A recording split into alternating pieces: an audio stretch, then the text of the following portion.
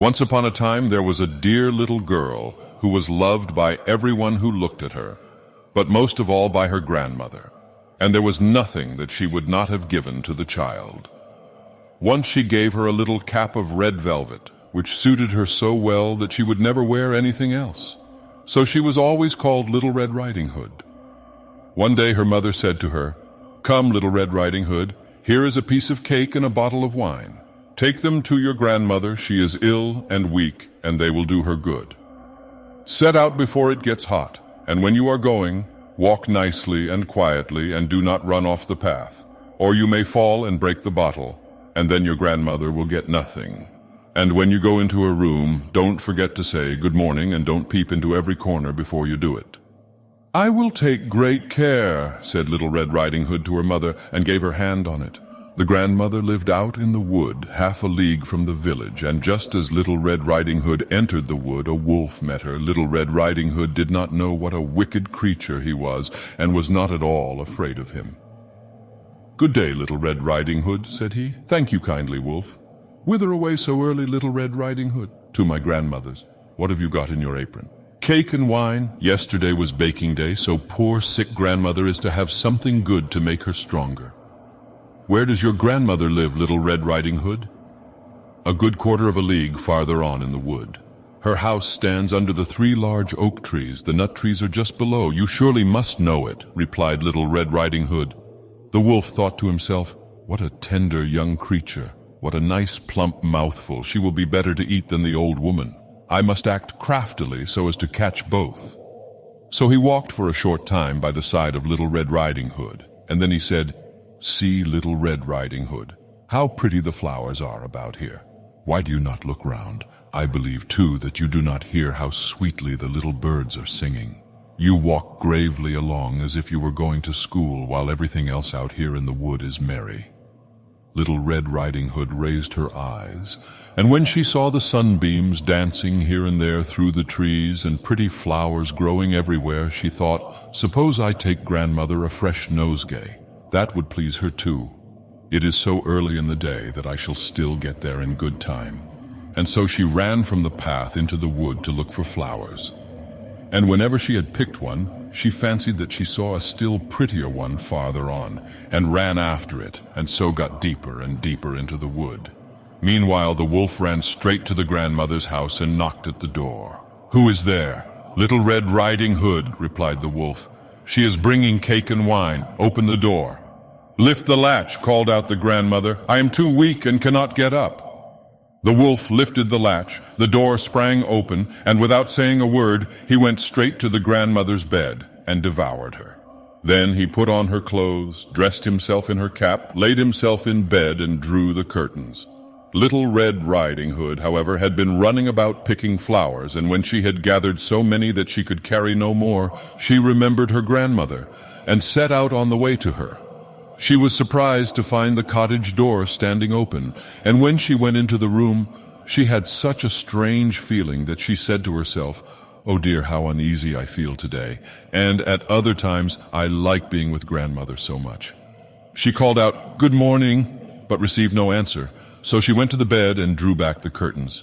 There lay her grandmother, with her cap pulled far over her face, and looking very strange. "Oh, grandmother," she said, "what big ears you have." "The better to hear you with, my child," was the reply. "But grandmother, what big eyes you have," she said. "The better to see you with, my dear." "But grandmother, what large hands you have." "The better to hug you with." "Oh, but grandmother, what a terrible big mouth you have." "The better to eat you with." And scarcely had the wolf said this than with one bound he was out of bed and swallowed up Little Red Riding Hood. When the wolf had appeased his appetite, he lay down again in the bed, fell asleep, and began to snore very loud. The huntsman was just passing the house and thought to himself, "How the old woman is snoring. I must just see if she wants anything." So he went into the room, and when he came to the bed, he saw that the wolf was lying in it. "Do I find you here, you old sinner?" said he. "I have long sought you."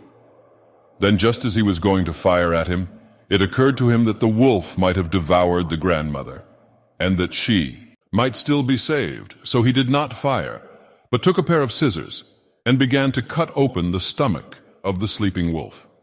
When he had made 2 snips, he saw the Little Red Riding Hood shining, and then he made 2 snips more. And the little girl sprang out, crying, "Ah, how frightened I have been! How dark it was inside the wolf!" And after that, the aged grandmother came out alive also, but scarcely able to breathe. Little Red Riding Hood, however, quickly fetched great stones with which they filled the wolf's belly.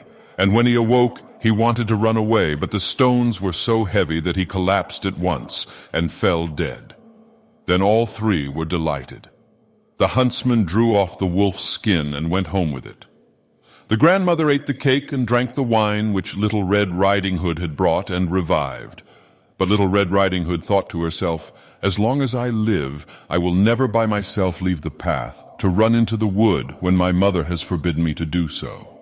It is also related that once when Little Red Riding Hood was again taking cakes to the old grandmother, another wolf spoke to her and tried to entice her from the path.